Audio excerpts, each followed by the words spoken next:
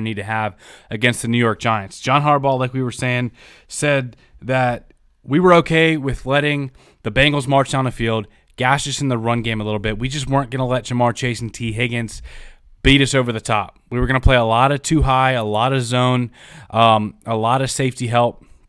But if you look at this Giants offense right now, they have, in my opinion, I'm not trying to sit here and bash on the Giants, but they don't have any true threats in their passing game right now. A lot of their guys are injured. Kenny Galladay's been hurt, and he's been quite a big disappointment regardless. Sterling Shepard's out. So right now their top receiver is Darius Slayton. And to be honest, he's a solid receiver, but does he scare you? Does he force you into a too high, into a split zone look? In my opinion, no, he doesn't. You're going to have to stack the box against the Giants. That's my key right now going into, my game plan. If I'm the coordinator, I'm saying you stack the box and you don't let Saquon Barkley gash you in the run game.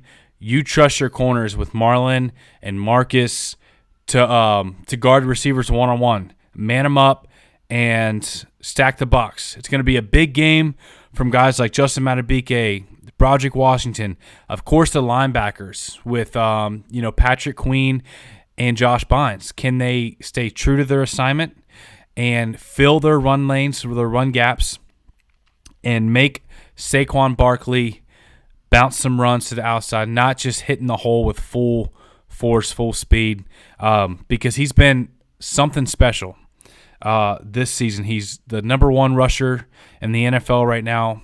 Over 500 rushing yards through 5 weeks is pretty impressive. You don't see teams running the ball that well very often.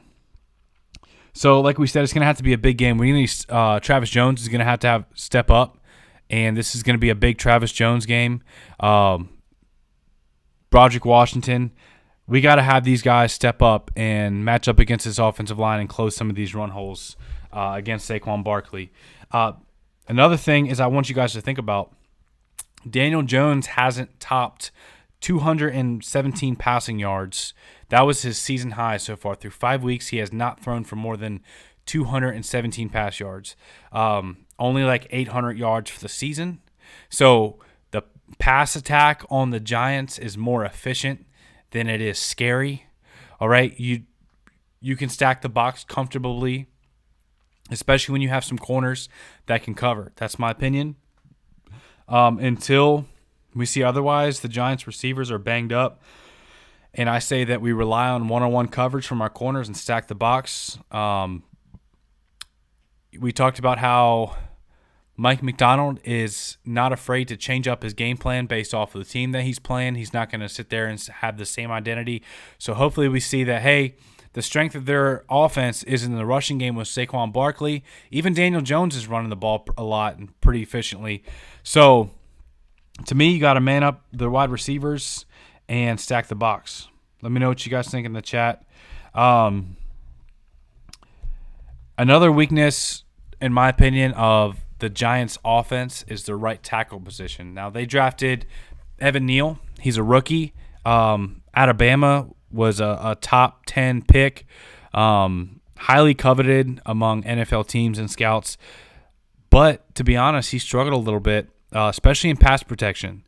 So on the left side, however, with Andrew Thomas, he's playing lights out, one of the best left tackles in football right now. But on the right side with Evan Neal, he seems to be struggling a little bit. He's a rookie, so that's expected. But I think that if you're going to exploit a spot on that offensive line, I say put your best pass rusher, whether it's Owe or, JPP was looking really good. There's even a shot that Bowser comes back this game. And let me go ahead, since we're talking about that, David Ojabo came back to practice today, man. Something I just look silly now because I said in the live stream last night that my assumption was December. I was just like saying fully ready, hope, not to get my hopes crushed. I was hoping for December, and here he is on the practice field in October. And John Harbaugh said he's not playing this week, but that he could be playing in the coming weeks. Ravens 76 B Morris says, our defense is starting to click. We will stop the Giants. I agree with you. I think our defense is really starting to get on the same page. I just hope that we don't have any issues with the injury of Marcus Williams, a guy that was really kind of the glue back there in the secondary, in my opinion, at the free safety position, and was making a lot of plays. As long as Geno Stone or Kyle Hamilton, whoever's going to start back there at free safety, sticks to their assignment and doesn't have any blown coverages, I think we'll be just fine with the corners we have back there and the emergence of the pass rush we're starting to get with some guys coming back healthy. And what about JPP, man? We talked about how we still thought he had some juice in him, and he showed that. He cooked La'el Collins a couple times last week, had the sack, had a couple batted balls. Really, really high play out of JPP in only his second game with the Ravens. Not many people expected him to come in and be an immediate contributor like that. Now let's look at our Ravens offense versus the Giants defense. All right, so Baltimore starting to get their run game going. All right, we see each week our run blocking has gotten a little bit better, and we've seen that Ronnie Stanley looked really good in pass protection and in the run game in his limited snaps last week against the Bengals. And if there's one place you want to exploit on this Giants defense, it's in the run game. Right now, going into week 6, the Giants have the number 26 rushing defense, allowing 131 yards per game. That's a lot of run yards. And if there's a team that can run the ball between Patrick Ricard, J.K. Dobbins, and Lamar Jackson, crucial parts of this run game, it's the Baltimore Ravens. They have the number 8 pass defense. They have some good pieces in the secondary with Darnay Holmes, Julian Love, Xavier McKinney. So they have some talented guys in the secondary. So to me, this is one of those, bring your lunch pail to work type of football games, one of those old school football games. We talked about how you want to have different tools in your tool belt to win games in different ways, in different fashion. Last week against the Cincinnati Bengals, it was playing a lot of too high, now let you getting beat over the top and being patient. This week, it's going to have to be stopping the run game because that's the bread and butter of their offense right now. And to me, you want to exploit their run defense. So, and kind of an old school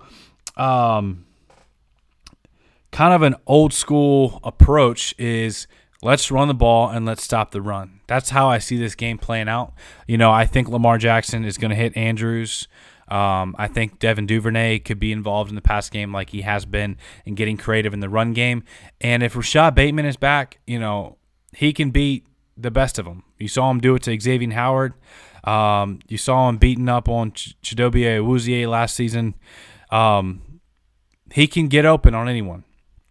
So word's still out on whether or not Rashad Bateman's going to be playing, but it's not looking too good so far because he did not practice today, and it's Wednesday.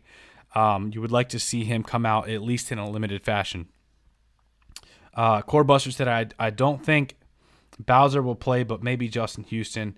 That would be nice for sure, especially if we can get Justin Houston matched up on the right tackle, Evan Neal, the rookie. I think we can get some pass rush back there. He also said, I hope Kyle Hamilton gets more playing time for Marcus Williams' injury. Yes. It remains to be seen if they're going to trust Kyle Hamilton. I think he's still hot. He's a really young football player, and I still think he has a lot of the mental aspect of the game to learn. I think free safety is a hard position to just start in as a rookie. And, if he doesn't start, I don't think it's an indictment on him. I don't think he's a bust. If Geno Stone goes out there, that's because the coaching staff trust Geno Stone. He's been a playmaker when he's back there, and he's been here in Baltimore for years now. He was actually one of the Ravens draft picks, I think, 2019? and I think he was a 7th-round pick. So I wouldn't be surprised if Geno Stone gets to start. I don't want you guys to panic if that's what happens. That doesn't mean that Kyle Hamilton's a bust. It just means he's a really young player in his 6th NFL game at a position that is vital to your defense to not let big plays happen, and that's a very hard position to learn as a rookie. It's not like you just have one assignment, cover this guy or do this or do that. You have a lot to dissect and diagnose as a free safety, and a lot of it is feel, a lot of it is judgment, and then a lot of it is knowing route combinations and just being in the NFL and studying NFL offenses. So, Flockin said, MK, Daniel Jones beats you with his arm. This is a game where we should go blitz heavy. Yeah, make Daniel Jones beat you with his arm. I 100% agree with you. I think we keep sending the pressure, and we let our guys in the outside one-on-one. If Darius Slayton beats Marlon Humphrey or Marcus Peters, so be it. But don't let Saquon Barkley take over this game, run down the time of possession, running down clock, and just gashing you in the run game, because Saquon Barkley has been special this season. That's no doubt. This is a game where we should go blitz heavy. Ravens 76 be more. Isabella plays, I hope, each week. The more I like Pepe Williams, he is a dog. Yeah, for real. Isabella is a guy that, could start to see some action. He could be elevated to the 53-man roster because they still have 2 spots. The Ravens do. They're sitting at 51 spots on their roster right now out of 53. So I wouldn't be surprised if Andy Isabella, once he gets up to speed and learns the offense, if he gets elevated to the active roster. I think that he can be a big contributor to the offense. I think he can take the top off of defense and get open deep. He has 4.3 type of speed. So Andy Isabella would be a welcome sight, especially whenever, Rashad Bateman is still kind of dealing with that injury. And also, I like what you said about Pepe, man. To me, Pepe has earned a starting role in this defense. To me, he is your starting nickel. He played 75% of snaps last week against the Bengals, against a really good slot receiver there with Tyler Boyd, and was even matching up against Hayden Hurst and some tight ends. So really like what I've seen out of Pepe so far. And, yeah, like you said, I hope Isabella can get into the action as well. So we talked about, keys to the game. For the Ravens defense, stack the box. Don't let Saquon Barkley beat you. Trust your corners on the outside on man-on-man coverage. Send the blitz, send the house, and make Daniel Jones beat you with his arm. He's only had 217 yards as his top passing game the entire season. Saquon Barkley, out of this world, has over 500 rushing yards. He's the man that you have to stop. Like John Harbaugh said today in his press interview, he said that he is public enemy number 1.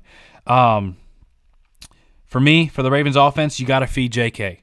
Take the leash off JK. Take the training wheels off. Give him as many carries as he can take. Okay, he's hungry for it. He says he wants a 100-yard game. You've seen multiple games now where he looks good and explosive. Obviously I don't want to run him into the dirt, but I want to see the dude get a minimum of 15 carries and see what he can do with those touches. Get him involved in the pass game as well. The Giants have a really good secondary, and their linebackers, however, could be considered a weakness on their defense. So maybe you get a guy like J.K. Dobbins running some routes matched up on a linebacker, and you like that matchup.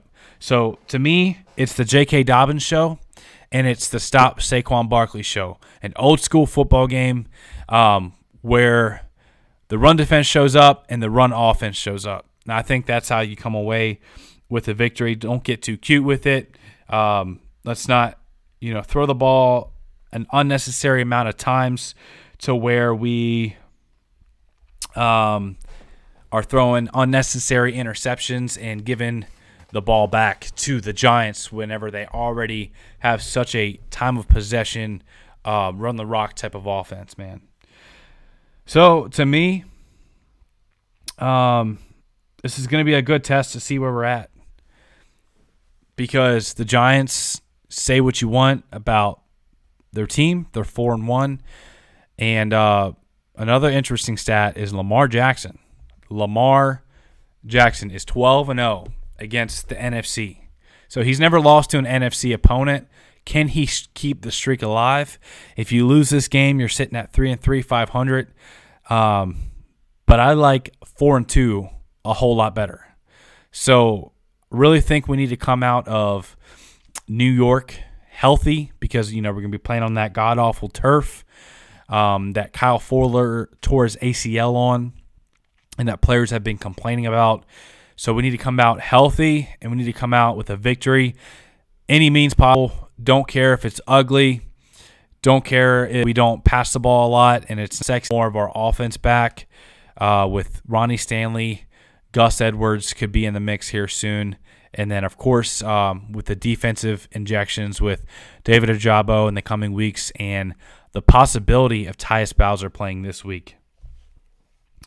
So don't want to ramble on too long here. I appreciate everyone coming out. I just wanted to hop on real quick, talk a little bit of Ravens-Giants, little quick live stream, and we'll still come at you guys with a regular video with our preview and all of our key matchups and all that good stuff. So appreciate everyone that came out to the chat, man. Let me know if you think – do you guys think Tyus Bowser's going to play? I think the Ravens are probably a little bit cautious with him. I think John Harbaugh was kind of throwing some smoke whenever he said that he's not rolling him out yet. So trade rumors are starting to heat up, with DJ Moore.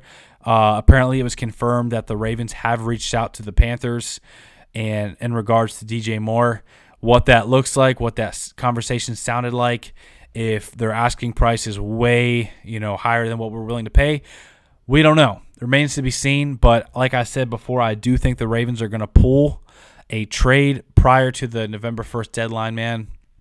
So we're going to have a lot of news to report on. We have lots of great Ravens content coming your way, so make sure you're subscribed. Make sure you have the notification bell on so you don't miss any of it. Appreciate y'all being out here, man. Smash the like button if you enjoy.